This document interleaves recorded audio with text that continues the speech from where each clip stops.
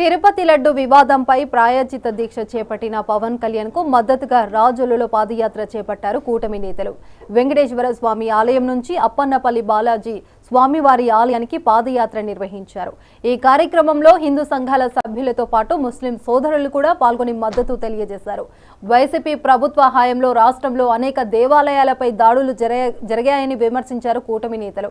ఇక సనాతన ధర్మాన్ని నాశనం చేయాలని వైసీపీ ప్రయత్నించిందని అన్నారు.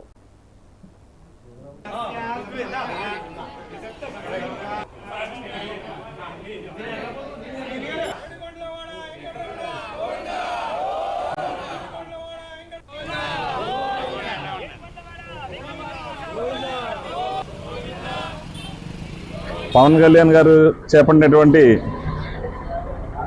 పాయశిక్ష దీక్షకు మద్దతుగా మన రాజోలు నియోజకవర్గ ఎన్డీఏ కూటమి అభిమానులందరూ సభ్యులందరూ కూడా ఈరోజు రాజోలు పాత వెంకట స్వామి గుడి దగ్గర నుంచి అప్పనపల్లి దేవస్థానం వరకు పాదయాత్ర చేయాలనే నిర్ణయాన్ని ఇవాళ నిర్ణయించినటువంటి పెద్దలందరూ కూడా నా హృదయపూర్వక నమస్కారాలు. ముఖ్యంగా ఈ పాయశిక్ష దీక్ష కారణం ఏంటంటే, హిందూ మతం మీద జరుగుతున్న దాడిలో భాగంగా రాష్ట్ర వ్యాప్తంగా గత 5 సంవత్సరాల వైసీపీ పాలన హిందూ మత సనాతన ధర్మం మీద జరుగుతున్న దాడికి అనేక రకాలైనటువంటి భాగంగా పవిత్రంగా భావించే హిందూ మతస్థులందరూ కాకుండా అందరూ కూడా పవిత్రంగా భావించే ఈ తిరుపతి లడ్డుని ఒక ఉద్దేశపూర్వకంగా అపవిత్రం చేయాలనే ఉద్దేశంతో పంది కొవ్వు జంతు కలేబాలు తీసిన ఆయిల్తో కలిసిన ఒక నెయ్యిని ఉపయోగించే విధంగా కుట్ర చేసి ఇవాళ హిందూ సనాతన ధర్మాన్ని సర్వనాశనం చేయాలన్న ఉద్దేశంతో గత ప్రభుత్వం చేసిన నిర్ణయానికి వ్యతిరేకంగా ఈరోజు సనాతన దీక్ష చేయడం జరుగుతుంది.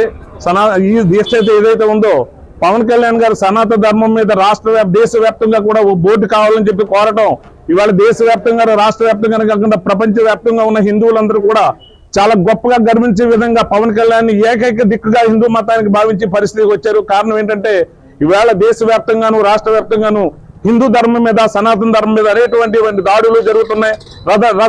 రథాలు తగలబెట్టేస్తున్నారు, విగ్రహాలు ధ్వంసం చేస్తున్నారు. అనేక హిందూ నన్నటువంటి